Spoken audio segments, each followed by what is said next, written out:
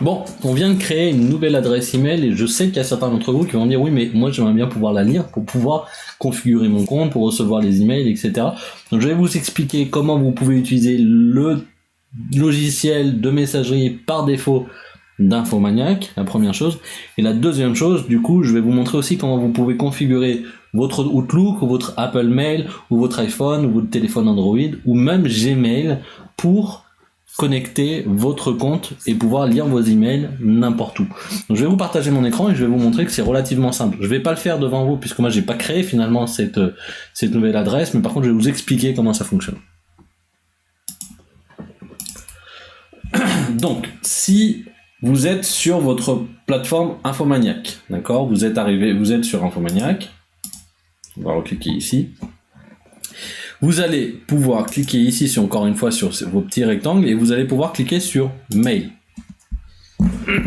Et sur Mail, en fait, là moi j'ai pas d'adresse mail disponible sur Infomaniac, elles sont hébergées sur d'autres choses, mais là vous allez pouvoir rentrer votre adresse mail et votre mot de passe.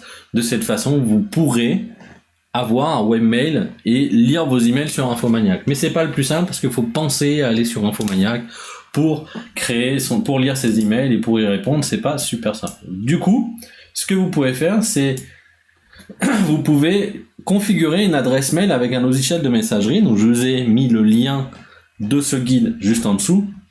Et vous voyez que vous avez des liens pour configurer, par exemple, Outlook 2019 avec votre adresse mail d'Infomaniac. Donc il y a 2019, 2016, 2013, 2010, 2007. Si vous êtes sur une version plus ancienne, je vous conseille vivement de vous mettre à jour. Il y a la partie courrier qui est le logiciel aujourd'hui de Windows 10, qui permet aussi de lire vos emails. Alors moi je ne l'ai pas configuré. Thunderbird, de la même façon sur macOS X, vous allez pouvoir configurer Apple Mail. Sur iOS, vous allez pouvoir configurer un email sur iOS, sur Android aussi, sur Linux, sur Windows et sur Gmail. Les guides sont très bien faits. Ce que je veux vous expliquer par contre, c'est ces informations-là. Elles sont toutes pour tous les logiciels ou les webmails que vous allez utiliser. Ça sera toujours les mêmes informations qui sont celles-ci. Vous allez utiliser un serveur entrant de type IMAP ou POP avec l'adresse mail.infomaniac.com. Vous allez faire, si vous utilisez IMAP, le port entrant, ça sera 993 avec SSL, et si vous êtes sur POP, ça sera 995 avec SSL. Le nom du serveur sortant, ça sera SMTP, du SMTP, pardon, ça sera mail.infomaniac.com, avec comme port 587 en Start TLS. Vous pourrez sélectionner cette option en Start TLS.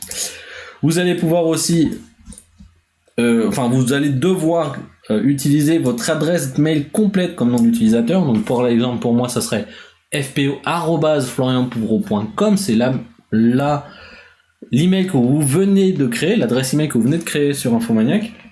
Il faut l'utiliser en entier, pas juste le début de l'adresse mail. Et vous allez utiliser, bien entendu, comme mot de passe celui que vous venez de mettre sur votre adresse mail. C'est pour ça que c'était important de le noter. Et enfin, sur l'authentification, vous la rendez obligatoire pour l'envoi des emails. La plupart du temps, c'est automatique. Sinon, ça va vous poser la question et vous allez cocher oui, authentification pour l'envoi des emails. Donc c'est assez simple, je vous dis, c'est de toute façon, pas pour Gmail, mais parce qu'il y a un guide, mais sur par exemple Apple Mail, il suffit de lire, il y a des screenshots, ça vous explique comment configurer vos emails.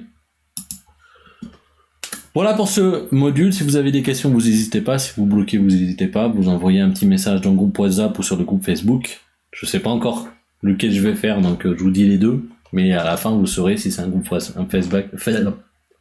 Facebook ou un groupe WhatsApp. De mon côté, je vous souhaite beaucoup de réussite sur ce module et on se retrouve du coup sur le module suivant qui est du coup votre stratégie pour lancer votre formation en ligne.